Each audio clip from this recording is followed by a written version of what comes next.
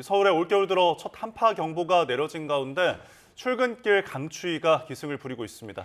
추위 속 서해안을 중심으로는 폭설도 쏟아지고 있는데요. 기상캐스터 연결해서 자세한 날씨 알아보겠습니다. 이혜민 캐스터. 네, 서울 광화문에 나와 있습니다. 네, 이제 본격적인 출근길 시간입니다. 서울 지금 얼마나 춥습니까?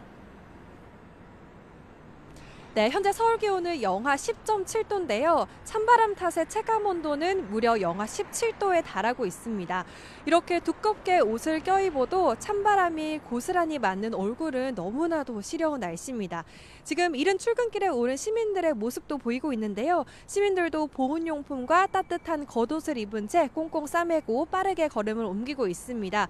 오늘 날이 정말 춥기 때문에 나오실 때 꼭 따뜻하게 하고 나오셔야겠습니다. 현재 전국 대부분 지역에 한파특보가 내려져 있습니다. 중부 내륙을 중심으로는 한파 경보가 발령 중인데요. 서울의 경우 동부권에 올겨울 첫 한파 경보가 내려졌습니다. 현재 전국에서 가장 추운 곳은 강원 양양군으로 비공식 기록이지만 기온이 영하 22.7도까지 곤두박질했고요.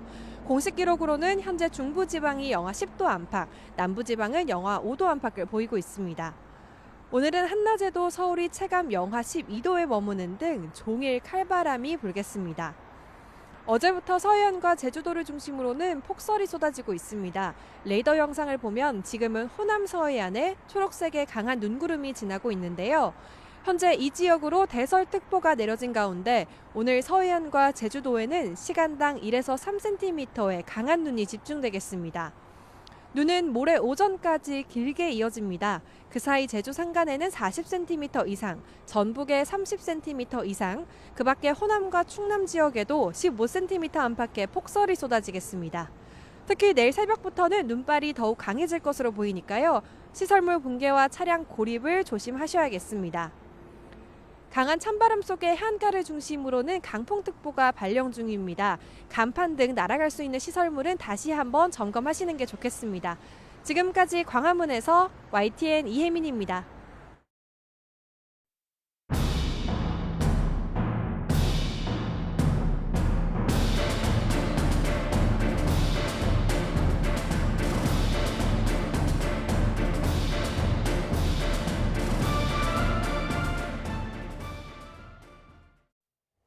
관세 부과를 하루 앞두고 트럼프 미국 대통령이 멕시코에 대한 25%의 관세를 한 달 동안 유예하기로 한 건 멕시코의 불법 이민과 마약 차단 약속 때문입니다. 관세를 무기로 상대를 압박해 미국 내 현안 해결에 먼저 나선 건데 무역 적자 해결을 위해 언제든 다시 관세 전쟁에 나설 수 있다는 분석이 나옵니다. 워싱턴 홍상희 특파원입니다. 트럼프 미 대통령은 멕시코가 펜타닐과 불법 이민자를 선제적으로 차단하겠다고 약속해 관세 유예 결정을 내렸다고 밝혔습니다. We have to stop fentanyl from coming in, whether I like somebody or not, and we have to stop the illegal aliens from coming in. I think we've lost 200,000 people on average a year for many years, much higher than the 100,000. Could be even closer to 300,000. 트럼프 대통령은 지난 1일 서명한 행정명령에서도 관세 부과가 국경을 통해 유입되는 불법 이민자와 마약을 차단하기 위해서라고 지적해왔습니다. 케빈 헤셋 미 백악관 국가경제위원장도 이번 관세 부과 결정은 관세 전쟁이 아니라 마약 전쟁이라고 강조했습니다. 결국 멕시코 대통령이 국경에 10,000명의 국가방위대를 투입해 펜타닐 유입을 차단하겠다고 약속하면서 관세 부과 한 달 유예에 합의하게 된 겁니다. de poder poner más guardias nacionales en la frontera norte para proteger la frontera y evitar el tráfico de drogas y en particular el tráfico de fentanilo de México hacia Estados Unidos. 물가 상승에 대한 여론 악화도 이번 유예 결정에 영향을 미친 것으로 보입니다. 관세를 무기로 충격과 압박을 최대화한 뒤 현안을 해결한 트럼프식 전술이지만 관세 전쟁을 접을 가능성은 크지 않아 보입니다. 관세를 통해 미국의 막대한 무역 적자를 해결하고 미국의 제조업 부활을 일으키겠다는 것 역시 트럼프 대통령의 대표적인 공약이었기 때문입니다. 유예 기간 동안 구체적인 관세 부과 전략을 세울 시간을 확보한 만큼 언제든지 다시 관세 폭탄에 나설 수 있다는 겁니다. 미 언론은 한 달 동안의 관세 유예로 충격은 피했지만 여전히 불확실성이 커 긴장감은 계속될 것이라고 전망했습니다. 워싱턴에서 YTN 홍상입니다. 네, 관세와 관련해서 조금 전 들어온 속보 전해드리겠습니다. 이 멕시코에 대한 관세를 한 달 동안 유예하기로 한 도널드 트럼프 미국 대통령이 트루도 캐나다 총리와도 매우 좋은 대화를 나눴다고 말을 했습니다. 트럼프 대통령은 백악관에서 이 플로리다 팬더스 아이스하키 팀의 우승 축하연에 앞서서 기자들의 질문에 이같이 답했다고 뉴욕타임스가 보도를 했는데요. 네, 여기에 대해서 트루도 캐나다 총리는 미국이 관세 부과를 30일 유예하기로 했다고 밝혔습니다. AP통신이 트럼프 대통령과 통화를 마친 뒤 트루도 총리가 국경에서 더 많은 협력을 약속한 뒤 적어도 30일간은 관세 부과를 유예하기로 했다고 말했다고 보도했습니다. 앞서 전해드린 것처럼 트럼프 대통령도 트루도 총리와 전화통화 내용을 묻는 기자 질문에 매우 좋은 대화를 나눴다고 말했다고 지금 속보가 들어왔습니다. 자세한 소식은 저희가 전해지는 대로 다시 한번 정리해서 전해드리도록 하겠습니다. 네, 관세 소식 이어가겠습니다. 트럼프 미 대통령이 유럽연합에도 곧 관세를 부과하겠다는 방침을 분명히 하면서 유럽에도 비상이 걸렸습니다. 네, 이에 대응하기 위해 모인 유럽 정상들은 맞불 관세부터 또 현실적으로 협상하자는 제안까지 엇갈린 목소리를 내놨습니다. 런던에서 조수연 특파원입니다. 사상 첫 EU 국방 정상회의를 위해 브뤼셀에 모인 유럽 지도자들. 트럼프 대통령의 나토 방위비 인상 압박 속에 유럽의 방위력 증강과 대미 전략을 논의하는 자리로 회원국이 아닌 영국의 총리도 참여했습니다. 하지만 관심은 당장 더 시급한 현실로 다가온 트럼프발 관세 문제에 쏠렸습니다. 마크롱 프랑스 대통령은 EU의 단합을 촉구하면서 당하고만 있어서는 안 된다고 강조했습니다. Si nous étions attaqués sur des sujets commerciaux, l'Europe, comme une puissance qui se tient, devra se faire respecter et donc réagir. 폴란드와 덴마크, 룩셈부르크 정상들은 한 발 더 나아가 관세는 양측 모두에 해롭다며 맞불 관세가 답이라고 주장했습니다. 상응 조치를 주문하는 분위기가 우세한 가운데 올라프 숄츠 독일 총리는 외교적인 방법을 제안했습니다. 현실적으로 합의점을 찾는 게 더 유리하다는 겁니다. Aber es sollte die Perspektive und das Ziel sein, dass wir so vorgehen, dass es auf Kooperation hinausläuft. EU와 미국의 교역 규모는 2023년 기준 2,270조 원으로 전 세계의 30%를 차지합니다. 소비자가 4억 명에 이르는 유럽으로 관세 전쟁이 확전할 경우 그 파급력이 개별 국가와는 차원이 다를 것이라는 우려가 나오고 있습니다. 런던에서 YTN 조수연입니다. 트럼프 미국 대통령이 미국 재무부와 상무부에 국부펀드 설립을 지시하는 행정명령에 서명했습니다. 트럼프 대통령은 백악관에서 열린 행정명령 서명식에서 중국 동영상 플랫폼 틱톡 문제를 어떻게 해결하느냐에 따라서 틱톡을 국부펀드에 넣을 수도 있다고 말했습니다. 앞서 트럼프 대통령은 틱톡의 미국 영업을 허용하되 지분 50%를 미국 측에 넘기는 방안을 제시했는데 국부펀드를 통해 틱톡 지분을 확보할 수도 있다는 의미로 해석됩니다.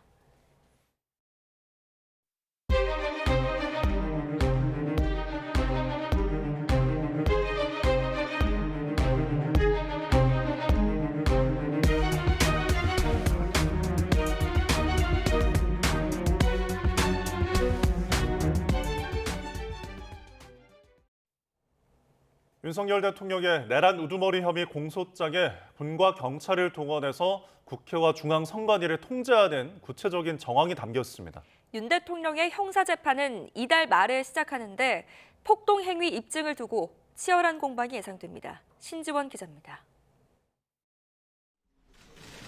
검찰은 101쪽에 이르는 윤석열 대통령의 공소장에서 계엄 당시 폭동행위가 있었다고 뒷받침할 구체적인 정황을 추가했습니다. 특히 윤 대통령이 계엄 당시 무장군인 1,600여 명과 경찰 3,700여 명을 동원해 지역 평온을 해하는 폭동을 일으켰다고 강조했습니다. 김용현 전 국방부 장관의 공소장에 담긴 경찰 규모보다 600여 명 늘어난 숫자입니다. 공소장에는 또 경찰 국가사본부 수사기획계장이 계엄 당일 밤 11시 57분부터 약 40분간 영등포경찰서 형사과장에게 4차례 전화해 체포조 동원을 요구한 정황이 자세히 담겼습니다. 경찰인지 티나지 않도록 사복을 착용하라며 2차례에 걸쳐 형사 10명의 명단을 받고 국군 방첩사령부 수사조정과장에게 전달했다는 겁니다. 또 수도방위사령부가 계엄 전부터 지휘관과 수호신 TF를 출동 대기시키고 실제 계엄이 선포되자 이진우 사령관이 간부회의에서 기자를 비롯한 불순분자 활동에 대비해 사령부 위병소를 폐쇄하라고 지시한 정황도 드러났습니다. 이와 관련해 윤 대통령 측은 그동안 국회와 중앙선거관리위원회에 최소한의 인력만 동원했다며 무력화할 시도는 없었다고 부인하고 있습니다.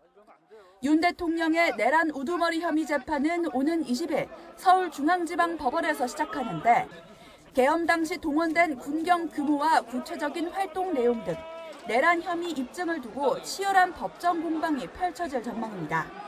YTN 신지원입니다. 윤 대통령의 공소장에 는 김용현 전 국방장관과 구체적인 병력 투입 계획을 논의한 내용이 포함됐습니다. 투입 가능한 병력을 보고받은 뒤 윤 대통령은 국회와 선관위에 투입하면 되겠다고 말한 것으로 조사됐습니다. 김영수 기자입니다. 검찰은 윤석열 대통령이 김용현 전 장관에게 구체적인 지시를 내린 시점을 계엄 선포 이틀 전으로 특정했습니다. 윤 대통령은 김 전 장관을 관저로 불러 야당의 탄핵안 발의와 예산 삭감을 언급하며 분노했고 병력 동원에 대해 먼저 얘기를 꺼냈습니다. 소수만 출동하면 특전사와 수방사 최대 5,000명 정도가 가능하다는 김 전 장관의 보고를 받고 윤 대통령은 다시 간부 위주로 투입하는 방법에 대해 물었습니다. 김 전 장관은 수방사 2개 대대, 특전사 2개 여단 등 1,000명 미만 정도라고 보고했습니다. 윤 대통령은 이 보고를 들은 뒤 그 병력이라면 국회와 선관위에 투입하면 되겠다고 말했다는 게 검찰 조사 결과입니다. 윤 대통령이 직접 국회와 선관위에 병력 투입을 지시하고 사실상 1,000명 정도의 병력 규모를 승인한 정황입니다. 앞서 윤 대통령 측은 250명 정도의 병력 투입을 지시했다고 주장했습니다. 대통령은 250명 정도만 하고 우발적인 사고가 절대 일어나지 않도록 숙련된 간부들로만 편성된 부대들을 국회에 투입하라고 이렇게 지시한 바 있죠. 네, 그렇습니다. 검찰은 계엄이 선포된 이후 무장군인 1,605명과 경찰관 3,700여 명이 동원됐다고 밝혔습니다. YTN 김영수입니다. 헌법재판소가 오늘 오후 2시부터 윤석열 대통령의 탄핵심판 5차 변론기일을 열고 심리를 진행합니다. 이번 5차 변론기일에서는 군 핵심 관계자 등에 대한 증인 신문이 있을 예정인데 이진우 전 수도방위 사령관, 여인영 전 국군 방첩사령관, 홍정원 전 국가정보원 1차장이 증언대에 오릅니다. 헌재는 이들이 비상계엄 선포 당시 윤 대통령이나 김용현 전 국방장관으로부터 어떤 지시를 받았는지 확인할 것으로 보입니다. 네, 오늘의 국회 일정입니다. 윤석열 정부 비상계엄 내란 혐의 진상규명을 위한 국정조사 특별위원회가 2차 청문회를 개최합니다. 특위는 이상민 전 행안부 장관 등을 증인으로 채택했는데 윤 대통령 검찰 공소장에 적시된 계엄 당시 언론사 단전, 단수 지시 의혹을 집중적으로 파고들 것으로 예상됩니다. 정부와 여야가 함께 참여하는 국정협의체 실무협의가 지난달 9일 첫 협의를 한 뒤에 한 달 만에 재개됩니다. 이번 협의에서는 반도체 특별법과 전력망 확충 특별법, 고준위 방패장법, 해상폭력 특별법 등 민생 법안 처리 방안과 함께 추가 경정 예산안 편성 여부도 논의 대상에 오를 것으로 전망됩니다. 국민의힘과 정부가 오늘 오전 주 52시간 근무 예외 적용을 적용한 반도체 특별법을 추진하기 위한 회의를 개최합니다.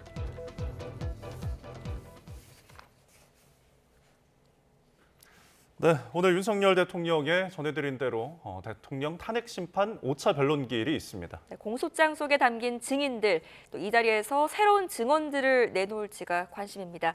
자세한 내용은 허주연 변호사와 함께 짚어보겠습니다. 어서 오십시오. 안녕하세요. 예, 어서 오십시오. 내란 협의 수사와 관련된 이야기부터 좀 해보겠는데 일단은 형사재판 20일 날 시작이 되는 것으로 전해졌고 공소장이 이제 공개가 돼서 101쪽에 달하는 양이더라고요. 이 내용부터 좀 하나씩 짚어보겠습니다. 동원 병력 규모가 김용현 전 장관에 대한 그 공소장 내용보다도 더 많더라고요. 그렇습니다. 수사기관 측에서 아무래도 추가적인 조사와 참고인 조사 진행 그리고 물적 증거 확보 등을 통해서 내용을 상당히 구체적으로 보강하면서 병력 동원 규모도 좀 더 구체적으로 특정을 하고 그 규모 자체가 늘어난 상황으로 보입니다. 예. 규모가 이렇게 늘어났다라고 하는 것은 내란죄의 성립 요건 중에서 이 폭동에 이르는가 이 부분과 상당히 맞닿아 있는 부분이기 때문에 그런 측면에서 의미가 있다라고 볼 수 있는데요.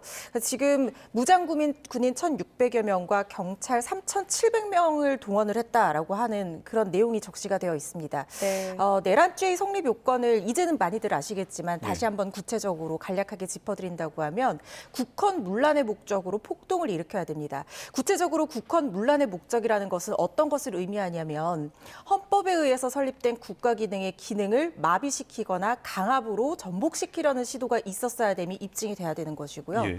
폭동이라고 하는 것은 한 지역의 평온을 해할 정도의 굉장히 최강의 어떤 폭력적인 어떤 그런 상황들 이런 것들을 말씀한다 이렇게 생각을 하시면 될 텐데 지금 이 정도의 병력이 동원이 됐고 이게 구체적으로 계획과 지시가 있었다라는 것은 폭동에 이르렀다. 그러니까 한 지역의 평온을 해할 정도의 규모가 있었다라는 것을 의미하는 부분이다. 이렇게 판단을 하시면 될 것 같습니다. 네. 또 이전 공소장에는 어떤 내용이 또 추가된 바가 있는데 동원 규모를 듣더니 그 정도면은 이제 국회와 선관위 투입하면 되겠네라는 발언을 했다고 지금 공소장에 지금 새로 추가가 된 내용입니다. 여기에 대해서 어떻게 보세요? 바로 그 부분은 윤석열 대통령이 지금 받고 있는 혐의인 내란 수괴죄, 그러니까 우두머리로서 지시한 정황을 의미를 하는 것입니다. 예. 아마 지금 모든 증거가 공개되지는 않은 상황이고 공소장 전문만 공개된 상황인데 만약에 공소장에 이런 내용이 적시가 되어 있었다라고 하면 윤석열 대통령이 비상계엄의 병력 동원을 어떻게 했는지 직접 지시를 한 그 과정에 대한 최소한의 뒷받침하는 증거가 있을 겁니다. 예. 이 부분이 주변 사람의 진술이라든가 아니면 물적 증거는 더 증명력이 높아질 것이고요. 네. 그런 것들로 입증이 된다라고 하면 윤석열 대통령이 지금 받고 있는 내란 수괴, 그러니까 우두머리로서 이 비상계엄 상황에서의 내란 행위를 계획하고 직접 지시를 했다는 것이 입증이 될 수 있는 부분이거든요. 예. 아마 그렇기 때문에 이렇게 구체적으로 지시를 한 내용이 있다라고 지금 공소장에 적시가 된 것 같고 그리고 좀 굉장히 구체적으로 또 내용이 나온 것이 어떤 부분이냐면 김용현 장관이 이 수방사 인력 포함해서 한 3,000명에서 5,000명 정도 가능하다라고 얘기를 하니까 윤석열 대통령이 경찰력과 간부를 우선 배치하면 얼마나 인력이 되겠느냐라고 네. 하니까 1,000명 정도 된다라고 얘기를 했다. 그리고 그 정도면 국회와 선관위에 투입하는 정도로는 되겠다라고 했을 때 국회 부분이 상당히 중요합니다. 네. 국회는 헌법이 설치한 국가기관이잖아요. 이 국회에 1,000명 정도의 인력을 투입을 해서 그 구체적인 목적과 어떤 체포 시도가 있었는지, 그러니까 국회 기능을 마비시키기 위해서 이 정도 규모를 굉장히 상당히 구체적으로 얘기한 것인지 이런 진술들이 지금 적힌 상황으로 보입니다. 예. 지금 그 규모와 관련해서 결국 윤 대통령 측에서는 최소한의 인력만 투입했다. 앞서서 이제 변론기일에서는 250명 정도를 언급하기도 했는데 공소장의 내용과 굉장히 대치가 되니까 이게 첨예하게 좀 대립이 돼 보이거든요. 이 자체로도 윤석열 대통령의 진술이 좀 만약에 예. 보강이 되지 않는다고 하면 상당히 엇갈리는, 그러니까 누구의 어느 쪽이 말이 맞는 것이냐에 대한 신빙성 싸움이 될 수 있을 가능성이 있다는 생각이 듭니다. 네. 국회의원이 300여 명 정도이고 평소 국회를 경비하는 인력을 봤을 때, 인력 규모를 봤을 때 윤석열 대통령이 주장하는 것처럼 단순한 질서 유지 차원에서 1,000명의 병력을 동원을 한 것인지 아니면 250명의 병력을 동원한 것인지 이 규모 자체도 상당히 그 목적을 암시하는 의미가 있을 수도 있는 부분이라는 생각이 들고요. 예. 그리고 구체적으로 윤석열 대통령이 지금 탄핵 심판에서 주장하는 것처럼 250명 정도를 계획한 것이 맞는지 아니면 1,000명 정도를 실제로 지시한 내용이 맞는지 이 부분에 대한 공방, 사실관계 확인도 재판 과정 중에서 이루어질 것으로 보입니다. 네. 네. 지금 공소장에는 또 체포조 동원을 요구한 정황도 담겼잖아요. 그렇습니다. 이 부분이 사실 이 공소장에서 가장 눈여겨볼 부분이라고 개인적으로 생각을 하고 있습니다. 예. 왜냐하면 그동안의 체포조 동원을 지시한 부분은 간부들끼리의 비화폰으로 이루어졌다. 윤석열 대통령이 직접 지시하긴 했었지만 그 부분은 비화폰으로 이루어졌기 때문에 물적 증거를 찾기가 상당히 어렵고 주변인들의 진술의 합일 확정으로 입증이 필요하다라고 여겨졌 있었던 부분인데요. 예. 지금 공소장에 적시된 체포조 관련 부분은 간부급 윗선이 아니라 영등포 경찰서 형사 1과장에게 직접적으로 체포에 도움이 될 강력계 형사의 명단을 보내라라고 얘기를 한 정황이 나와 있고 네. 실제로 형사 1과장이 문자 메시지를 2번 정도 보내서 5명씩 나누어서 동원할 수 있는 형사들의 이름과 전화번호를 보냈다. 예. 그리고 그 통화 기록, 문자 메시지 내용도 있는 상황으로 보이고요. 특히 이 형사 1과장이 단체 채팅방에 관련 내용을 올리기도 했다라는 겁니다. 이런 네. 지시가 있었고 이런 식으로 이행하고 있다. 그래서 비상계엄 선포 이후에 정황을 준비를 하고 있다.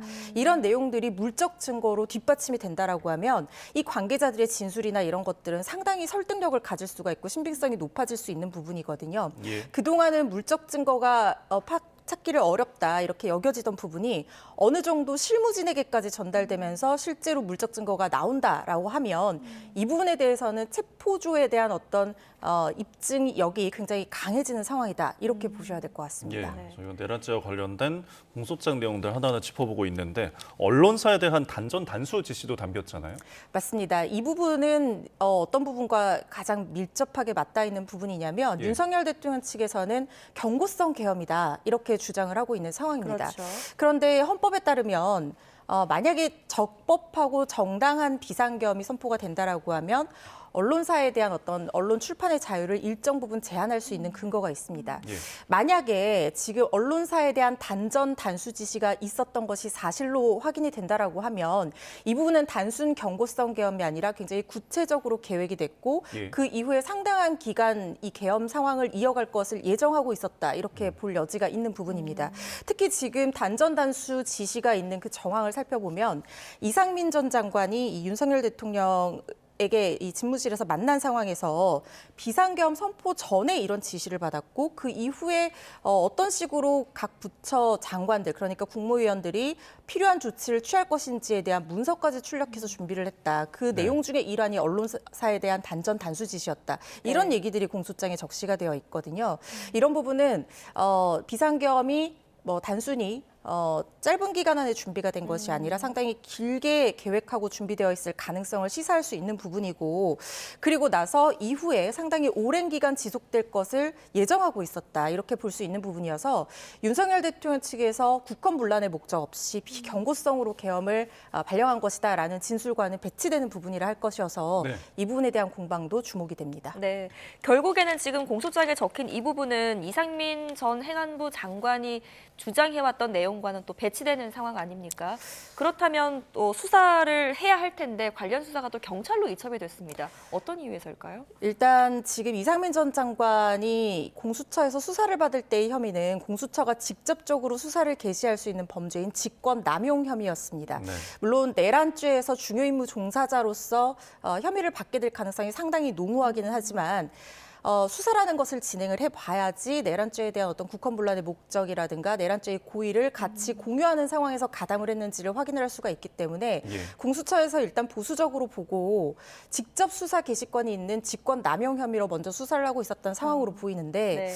문제는 수사를 해보다 보니까 내란죄를 적용을 하는 것이 더 타당하다는 그런 판단을 했던 것 같고 예. 특히 직권남용죄 같은 경우에는 미수범을 처벌하는 규정이 없는데 이 단전 단수 지시를 받았지만 실제로 이행하지는 않았거든요. 그러다 보면은 미수범으로 처벌을 할 수가 없게 되기 때문에 최악의 경우에는 공수처에서 혐의를 잡고도 처벌할 근거 규정이 없어서 더 이상 이어가기 어려운 상황이 됐을 수 있습니다. 예. 그래서 내란죄의 직접 수사 개시권이 있는 경찰로 상황을 넘긴 것으로 보이는데 이 부분 한 가지 좀 짚고 싶은 부분은 공수처에서 내란죄의 직접 수사 권이 있는지에 대해서는 상당히 논란이 되는 부분입니다만 저는 개인적으로 봤을 때 직접 수사권이 어느 정도 인정되는 여지가 있다는 생각을 가지고 예. 있거든요. 예. 그럼에도 불구하고 공수처에서 윤석열 대통령은 내란죄로 수사를 해서 지금 이 검찰로 넘겨서 기소를 한 상황인데 그렇다고 하면 지금 이상민 전 장관에 대한 내란 혐의도 수사를 할 수 있어야 되는 것이 논리적으로 합의 확정이 될 수 있는 부분인데 이 부분을 다시 경찰로 넘긴 것은 공수처의 이제까지 수사 태도와는 좀 상반되는 부분이 있고 예. 다만 이해를 할 수 있는 부분 부분은 공수처 쪽에서도 나중에 추후 논란이 생길 여지를 최대한 차단을 하기 위해서 경찰로 이 사건을 돌려보냈다. 이렇게 상황을 해석하시는 것이 좋을 것 같습니다. 네, 수사건과 관련해서 개인적인 견해를 밝혀주셨습니다. 자, 이 공소장에 대해서 또 이야기를 나눠보자면은 이진우 전 수방사령관 있잖아요. 간부회의 지시 내용이 이제 담겨 있는데 기자를 비롯한 불순분자 활동에 대비해서 사령부 위병소를 폐쇄를 하라 이런 내용도 담겼다고 하더라고요.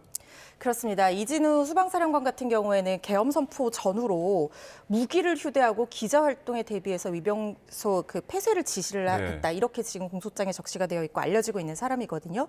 그런데 지금 굉장히 문제가 되는 부분이 무기 휴대 부분이 될 거라는 생각이 드는데 쇠지렛대라든가 망치라든가 어떤 그런 둔기들 이런 것들까지 휴대 지시를 했다라고 하는 것은 결국에는 국회에 계엄군을 투입을 하면서 이런 무기를 휴대하고 필요한 경우에 사용을 예정하고 있었다. 이렇게 해석이 될 여지가 있는 부분이거든요. 네. 그렇다고 하면 과연 이것이 단순 질서의 목적이었는가 아니면 지금 알려지는 대로 10명 정도의 체포조 명단이 실제로 존재를 했고 그들을 체포하기 위해서 구체적인 준비 상황까지 들어갔던 것인가.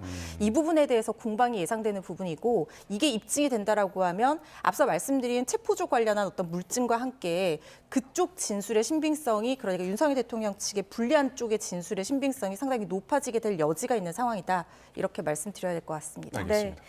오늘 탄핵 심판 5차 변론길이 열립니다. 지금까지 짚어주신 내용은 이제 검찰의 공소장 내용이었고 이것들이 이제 사실인지 구체적인 증언들을 들어볼 수 있는 자리가 오늘 마련됩니다. 국회 측에서 요청한 증인들이 출석할 예정인데요. 치열한 공방이 예상이 되죠? 아마 오늘이 윤석열 대통령의 탄핵 심판에서는 굉장히 중요한 분수령이 될 것으로 보입니다. 이전 김용현 전 장관 같은 경우에는 윤 대통령 측에서 신청한 증인이었기 때문에 윤 대통령 측과 일부 공방이 있을 거라고 예상하는 그런 시각도 있었지만 실제로는 윤 대통령 측과 어떤 합의란 그런 진술을 했단 말이죠. 그런데 지금 오늘 출석하는 증인들은 국회 측에서 신청한 증인입니다.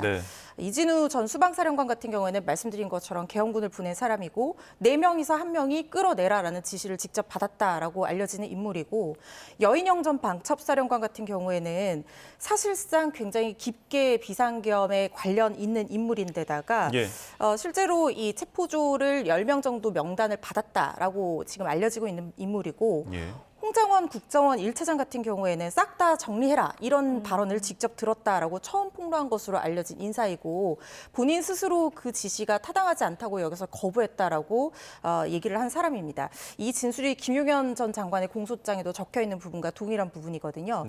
이들은 모두 윤석열 대통령에는 불리한 증언을 하는 인사이기 때문에 윤 대통령 측에서는 이들 진술의 신빙성을 탄핵하기 위해서 상당히 오늘 공을 들이고 긴장을 하고 있을 거라는 생각이 들고요. 치열한 공방이 예상되지만 한 가지 또 짚고 싶은 점은 어떤 부분이 있냐면 지금 이진우 전 수방사령관이나 여인영 방첩사령관 같은 경우에는 그들 스스로 내란의 주요 임무 종사자로 지금 기소가 되어 있는 상황이거든요.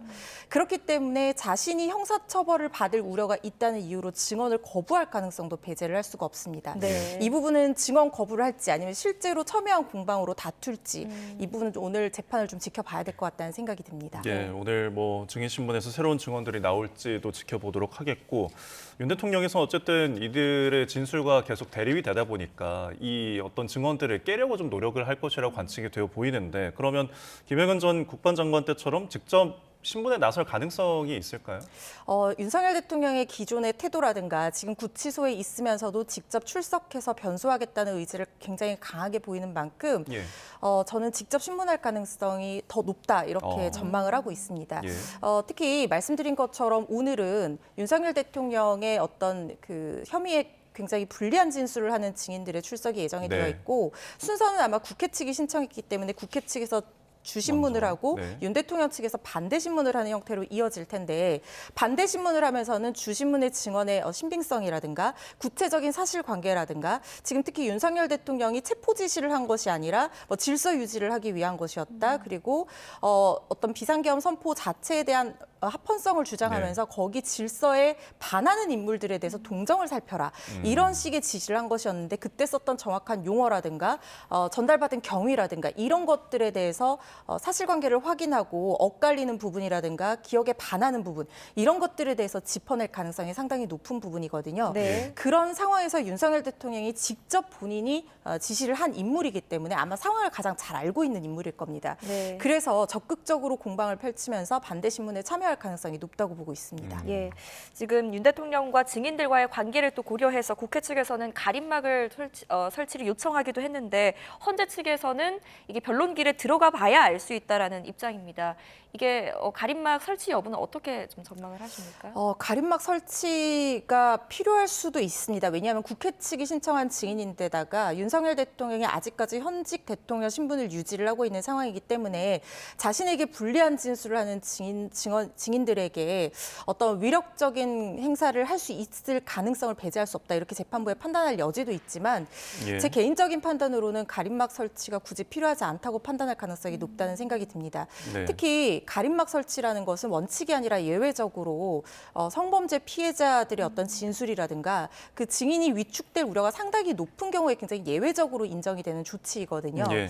그런데 가림막을 설치를 하게 되면 증인들의 증언 내용뿐만 아니라 반대 신문을 할 때 필요한 정보인 증언 태도라든가 표정, 말투 이런 것들에 대해서 좀 어떤 그 말 내용 자체뿐만 아니라 행동적인 어떤 제스처라든가 이런 부분에 대해서도 정확하게 판단하기 어려울 수 있어서 네. 윤석열 대통령 측의 반대 신문권이 보장되지 않는다고 여겨질 가능성이 있습니다. 예. 특히 재판부에서도 양측의 진술이 지금 굉장히 첨예하게 대립하고 있는 만큼 서로 대화를 나눌 때의 표정이라든가 어떤 언어적인 부분 말고 비언어적인 부분에 대해서도 상당히 주의 깊게 살펴볼 거라는 생각이 들거든요. 예. 그렇기 때문에 아마 이런 부분의 이 필요성 때문에 가림막 설치를 굳이 허용하지 않을 가능성이 높지 않을까 생각하고 있습니다. 예, 오늘 증인신문에서 끌어내는 대상이 의원인지 요원인지 이 부분도 조금 저희가 눈여겨봐야 될 것 같고, 자 다음 주제로 좀 넘어와서 마은혁 재판관 임명 보류와 관련한 이제 그 헌재 결정이 나왔는데 어제 변론재개 결정이 나왔습니다. 권한쟁의 심판에 대해서 선고를 연기한 건데 뭐 이 부분에 배경이 있을까요? 가장 중요한 배경은 절차적 정당성을 확보하기 위한 차원이었다라는 생각이 듭니다. 네.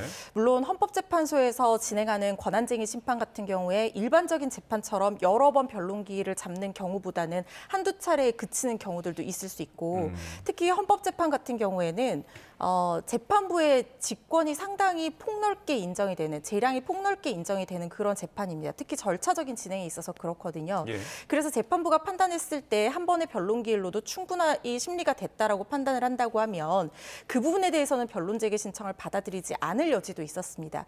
그렇지만 가장 문제가 됐던 상황은 어떤 부분이었냐면 최권한대행 측에서 변론 재개를 신청을 하면서 한 번 기각이 됐고 그 이후에 재판부에서 이 재판관을 추천하는 여야 합의의 경위에 대해서 진술서를 제출해달라고 요구를 하면서 그걸 오늘 중으로 제출해달라고 얘기를 했거든요. 네. 이 부분은 일반적인 재판에 비추어 보더라도 상당히 이례적이고 최권한대행의 방어권을 충분히 보장하지 않는 조치라고 여겨질 가능성이 있습니다. 네. 특히 지금 졸속 재판이라는 비판까지 받고 있는 상황에서 헌법재판소에서 최권한대행의 방어를 할 수 있는 시간과 기회를 충분히 주기 위해서 그리고 나아가서는 어떤 절차적인 정당성과 그 정당성에 따른 결과의 승복을 담보하기 위해서 예. 이렇게 변론 재개를 받아들이고 조금 더 한 번 더 살펴보겠다 이렇게 판단을 한 것으로 보입니다. 네, 2차 변론이 이제 10일에 열립니다. 이때는 이제 여야 원내대표의 진술서도 함께 검토가 된다고요? 그렇습니다. 그 부분이 중요한 부분이 뭐냐면 지금 최권한대행이 다른 재판관들을 임명할 때는 합의가 있었다라고 판단을 했는데 유독 마은혁 재판관에 대한 여야 합의가 없었다라는 이유로 지금 임명을 보류하고 있는 상황이거든요. 네. 재판부에서 이 부분을 궁금해하고 있습니다. 과연 다른 재판관과는 달리 마은혁 재판관에 대해서만 여야 합의가 없었다라고 판단을 하는 근거는 무엇이며 네. 과연 최권한대행에게 그런 권한이 있는 것인지에 대해서 판단을 하고자 하는 것이거든요. 그래서 최권한대행에게도 의견서를 받는 것이고 그때 당시 합의 경위에 대해서 알고 있는 원내대표들에게도 진술서를 받는 것입니다. 각자 받아서 그 경위 자체에 대해서 엇갈리는 부분이나 합치하는 부분을 판단을 하고 구체적인 경위를 살핀 다음에 재판부에서 좀 더 구체적으로 면밀하게 판단을 하기 위해서 자료를 요청하고 있는 상황으로 보입니다. 네. 그리고 지금 정치권을 중심으로나 윤 대통령 측에서도 이야기를 하는 것들이 재판관의 성향에 대한 논란을 거듭 얘기를 하고 있는데 뭐 재판관 회피 촉구에 대한 이야기도 뭐 나오고 있고요. 이런 부분들이 혹시 결정을 하는데 좀 영향을 미쳤을까요?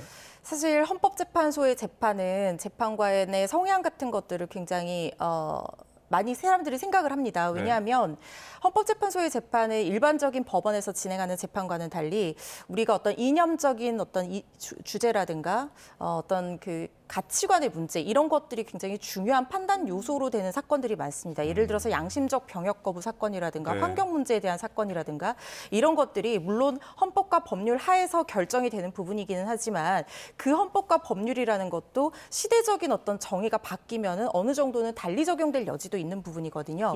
바로 그런 부분에 대한 재판을 하는 기관이 헌법재판소인 만큼 어떤 재판관의 성향이나 이념 이런 것들도 굉장히 주목이 됩니다. 특히 최근에 정치권에서 지금 재판관 성향에 대해서 굉장히 민감하게 반응하는 이유는 이진숙 방통위원장의 탄핵 심판이 나왔을 때 진보 성향 3명 그리고 보수 성향 3명이 완전히 반대의 의견을 내놨고 중도 성향에서 의견이 발리는 바람에 4대4로 결론이 나왔었거든요. 이 부분이 지금 기각이 된 부분인데 그러다 보니까 지금 우려하고 있는 부분은 헌법재판관들의 어떤 이념이 지나치게 판단에 영향을 주지는 않을까 혹은 이념을 전부로 결정하는 것은 아니냐라는 우려 때문에 이런 목소리들이 나오고 있는 거라는 생각이 들거든요. 그렇지만 우리가 이전의 사례를 봤을 때 헌법재판소 재판관들이 자신의 이념만 가지고 판단을 한다고 보기는 예단하기는 어려운 상황들이 많았습니다. 다른 탄핵 심판에서도 마찬가지였고요. 자신의 이념과 다른 결정을 내리는 경우들도 있었고 특히 여러 번 평일을 반복하다 보면 이념과 상관없이 처음에 가졌던 생각이 달라지는 경우들도 있고 서로가 서로를 설득하는 과정도 있습니다. 그렇기 때문에 우리가 무조건 재판관들이 이념적인 성향, 정치적인 성향만 가지고 이 사건을 판단한다고 여겨서도 안 될 뿐만 아니라 헌법재판관들도 본인들의 이념이나 정치적인 성향만 가지고 이 사안을 대해서는 안 되는 부분이라는 생각이 듭니다. 네, 지금 현재 결정이 나면 이제 최상목 권한대행이 즉각적으로 따르느냐에 대한 문제도 지금 설왕설래입니다. 이게 법적으로 강제할 수 있는 부분도 아니라면서요? 그렇습니다. 사실 관련법에 헌법재판소에서 나온 결론이 국가기관을 기속한다라고 되어 있지만 그 취지에 따라서 처분을 하지 않았을 때 이 벌칙 규정이 직접적으로 없는 상황이고 다만 간접관제로 탄핵을 할 수 있는 상황이거든요. 이런 것들을 봤을 때는 직접 바로 임명하지 않을 가능성이 제기가 되고 있지만 그렇다 하더라도 헌법재판소의 판단에 어떤 실익을 기하고 사법부에 대한 존중 차원에서 판단이 나온다라고 하면 그 부분에 대한 임명이나 이런 절차들은 조속히 진행돼야 되는 그런 측면이 있지 않나 하는 생각을 개인적으로 가지고 있습니다. 알겠습니다. 오늘 법적인 쟁점들 허주연 변호사와 함께 이야기 나눠봤습니다. 오늘 말씀 고맙습니다. 잘 들었습니다.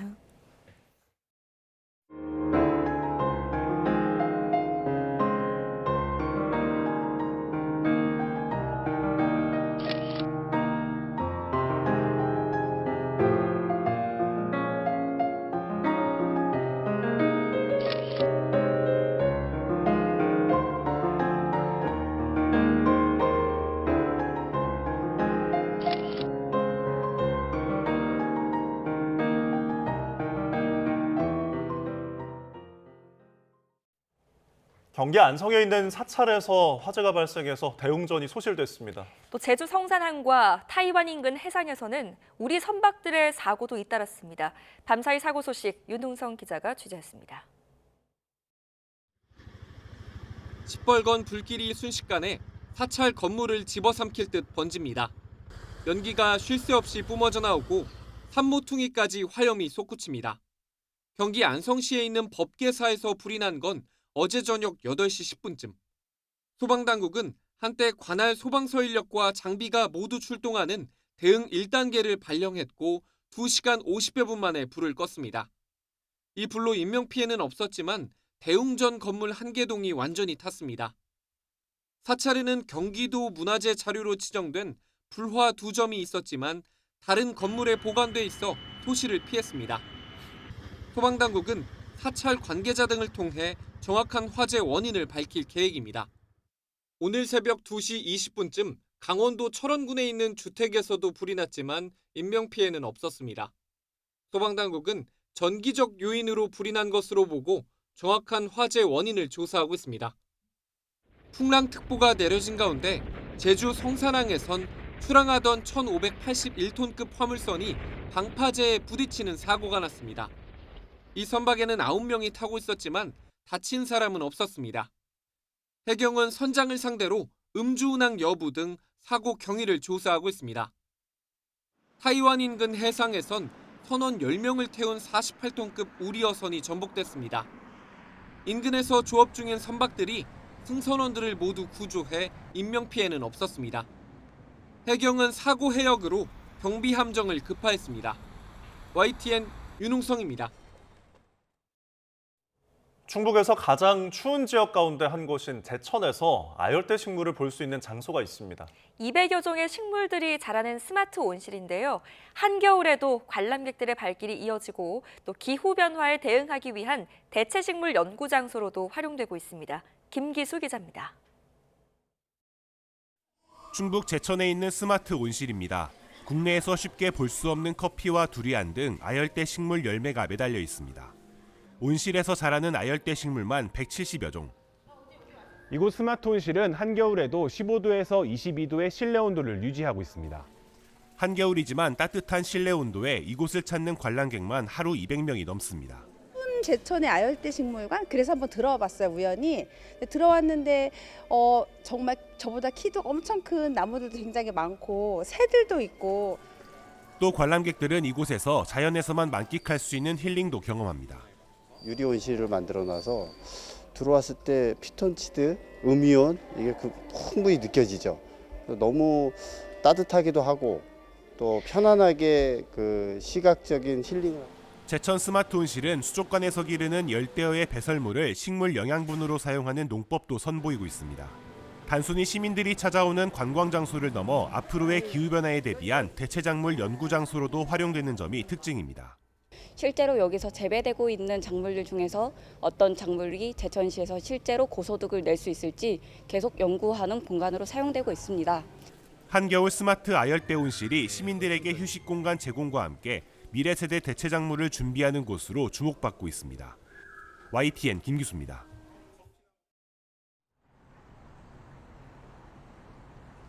오늘 아침 출근길 입춘 한파가 절정에 달했습니다. 저희 YTN 취재진이 이곳 광화문에서 오늘 이른 새벽부터 한파 상황을 전해드리고 있는데요. 제가 지금 들고 있는 건 약 2시간 전 저희가 물을 뿌려놓았던 휴지입니다. 보시는 것처럼 2시간 만에 이렇게 꽁꽁 얼어붙었고요. 이 단단히 얼어붙은 모습이 마치 벽돌을 연상케 합니다. 현재 서울 기온이 영하 11도, 체감온도는 무려 영하 17도까지 뚝 떨어져 있습니다. 오늘 출근길에는 어느 때보다 따뜻한 옷차림 해주셔야겠습니다. 이 출근길 입춘 한파가 절정을 보이고 있습니다. 절기 입춘인 어제 한파특보가 전국 대부분 지역에서 확대 강화됐는데요. 서울 동부권에도 올겨울첫 한파 경보가 내려졌습니다. 현재 전국에서 가장 추운 곳은 설악산으로 기온이 무려 영하 22도 가까이 곤두박질했고요. 중부지방에서는 대부분 기온이 영하 10도 안팎, 남부에서도 영하 5도 이하로 떨어졌습니다.